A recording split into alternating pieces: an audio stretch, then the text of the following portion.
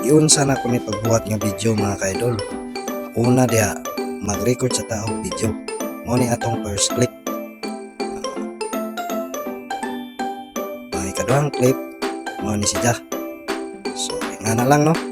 Pagkahuman ni Joanna, paaktik-akting magud makatik-atik. So nga na lang.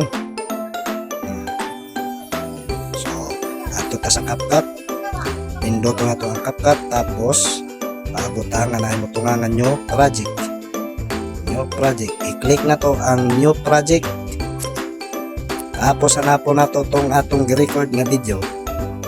So i-click tapos na i-add sa ubos, i-click ang add sa ubos. Kauman og add. Muna na yung tunga. So hanapon na to tong gamito na to nga video diri ang first clip. So diri sa first clip atong hanapon tong nag-acting na ta. So hanapon na to tong asa dapit nagsugod ta og acting. So diri ta magsugod og split na to ni. Tapos kaning sa abante i-click tapos delete. I-delete na to na kay wala man na sa ilabot. So karon proceed ta sa atong ikaduhang clip. So kaning nagkali og kalo mo ni atong ikaduhang clip. So diha split ta diha kay ato man na siyang inaog. So hanapon na to sa ubos ang hanapon si Ugarle. So na kita ninyo i-click ra na. Okay, down tapos long press na ninyo na tapos dadon sa abante. So karon nakita ninyo ang resulta nga isa ray tao, di ba?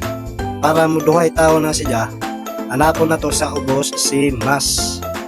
Kakapoy man din mag-tutorial nya wara bay mo like. Pa-like pod. I-click ang Mas, pagkahuman i-click ang horizontal. Dayon makabantay mo diha na mo gawas kay yellow line. So kanang yellow line ilong press ra na sa duha ka tudlo nato tapos ibiyo para makita ang duha ka tawo. So makita man ninyo no atong ibiyo. So inganaon lang ang paggamit sa Mas. Tapos kaning ay duha ka ro bitaw nga tapad sa yellow line. Ato ni siyang birahon kay para dili ni mahalata nga naggamit ta og Mas. Kung nakita ninyo nga na-check sa ubos, ato na siyang i-click. Karon na ato na pong buhaton.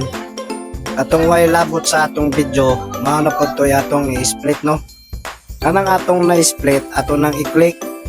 Kay ato nang i-delete, kay wa man na siya ilabot.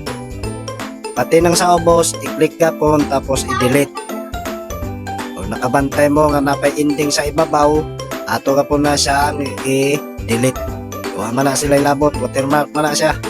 So karon ato nang i-review ang atong gi-edit. Og mao na ni siya ang resulta.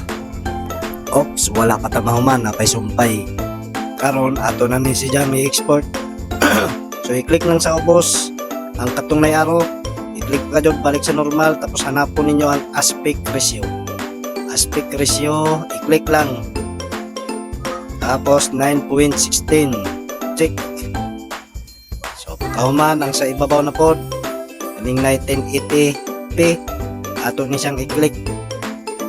Tapos ang frame rate niya butang lang nato 50. Tapos ang code rate mbps butang nato sa high. So nakabantay mo kung nay-araw nga tapad sa 1080p sa ibabaw. I-click nato na siya para ma-save na ning atong video. Ma-export na nato ba. Pagkauman na og exporting ay magbutang done diha, i-click lang ang done. So maura to, nga na lang. Maraming salamat. For more tutorial, please follow Simron Lagmiko, my FB account, and please like and share. God bless.